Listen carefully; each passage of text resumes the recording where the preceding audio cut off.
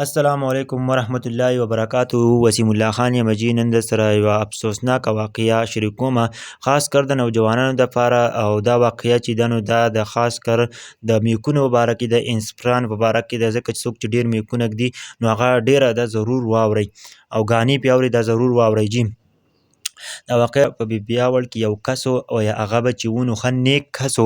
په مخه به یې مونځونه کول، پنځه وخته مونځ به یې کاوه،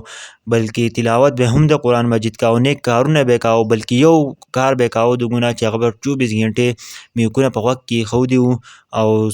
ګانې به یې اورېدې. جي الله پاک چې کله هغه یوه ورځ هغه تن ته وخوته او بجلۍ ونیوه او د بجلۍ نه راوغورځېد او خلکو چې و نو هغه ښخ کو، لیکن د دغه دپاره چې کرنټ یې لاړ شي، بلکې هغه مړ شوی و. چې خلکو ورله جنازه وکړه او خلکو دفن کو، نو څو ورځې پس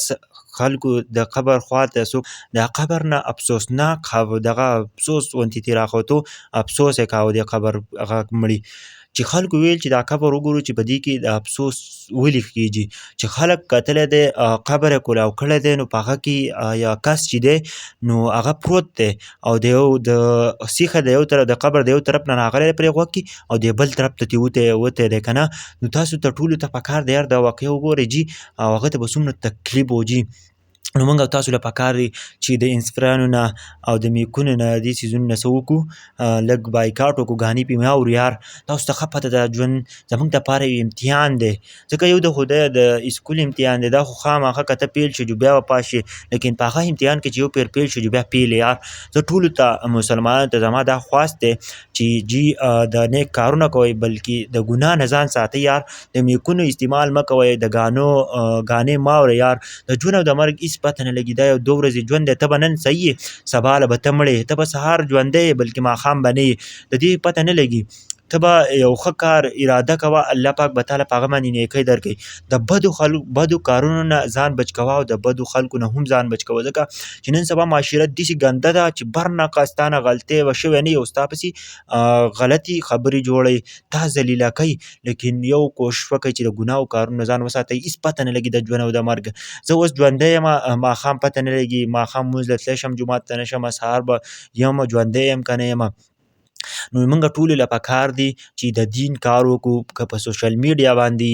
او که داسې موږ دین کار وکړو، د غلطو خبرو نه، د غلط ذهن نه ځان وساتو. نن سبا د ټولو خلکو یو داسې غلط ذهن جوړ شوی دی، نو د دې وجې نه خلکو ته تکلیف، د نورو خلکو غیبت کوي، د غیبت نه یو ځان وساتئ، ځکه چې دا د نیکۍ ډېرې سوځئ یار. نو موږ ته پکار ده چې د غیبت نه ځان وساتو، په ځان کې برداشت پیدا کړو، نیک کارونه کوو یار، هېڅ پته د ژوند او د مرګ نه لګي که نه. ما خو تاسو ته وویل چې اوس ژوندي یو ماښام پته نه لګي چې ماښام به ژوندي یو که نه یو، دا ساه هېڅ پته نه لګي، ځکه چې زمونږ